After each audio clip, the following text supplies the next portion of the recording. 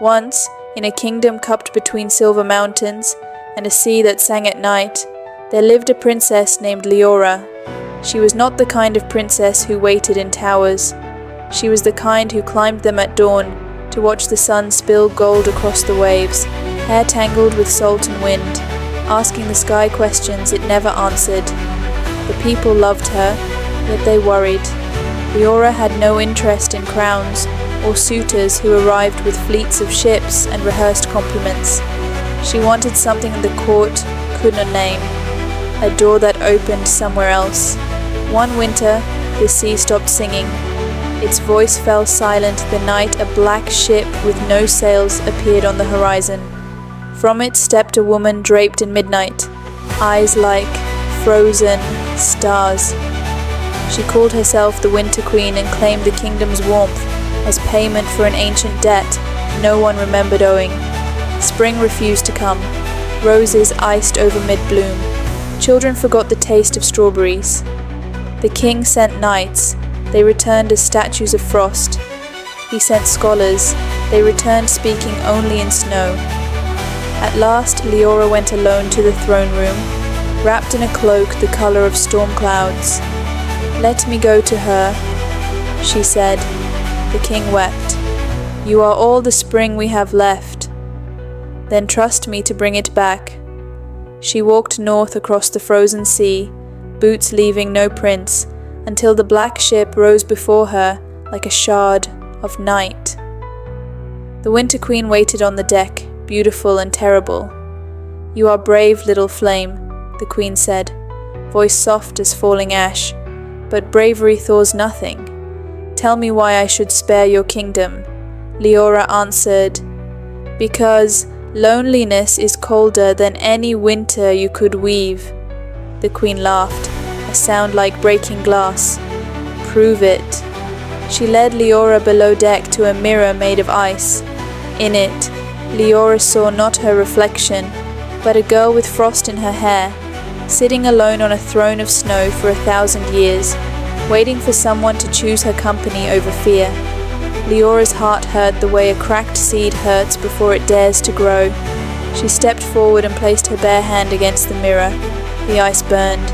Still she pressed until blood bloomed warm against the cold. "I choose you," she whispered, "not because you are kind or gentle, because no one should sit that long in the dark without a hand to hold." The mirror shattered into 1,000 white butterflies. The Winter Queen stared, centuries of frost cracking across her face.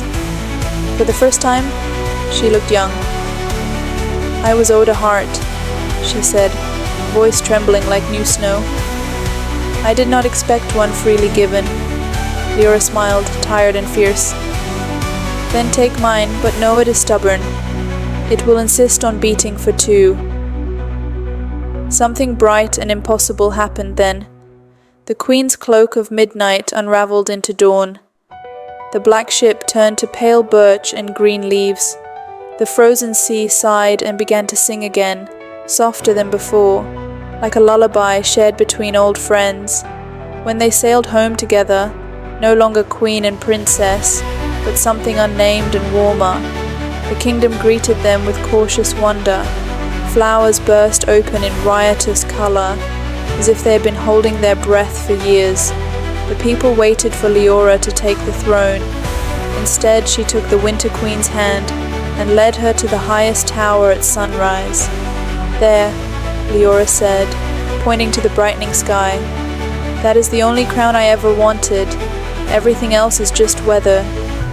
Years later, travelers told of a kingdom where winter and summer danced in the same breath, where a woman with storm-bright eyes and another with snow in her laugh ruled side by side, neither above the other.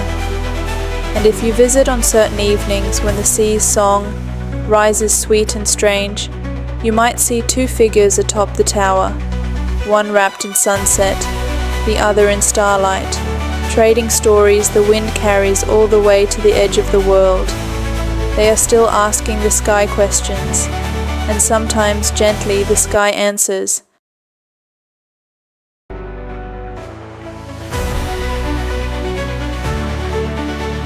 Moral of the story: love freely given can melt the coldest heart. If this tale warmed even a small corner of your heart, please like, share and subscribe so more wanderers can find the tower where winter and summer hold hands beneath the stars. Your kindness keeps the sea singing. Thank you.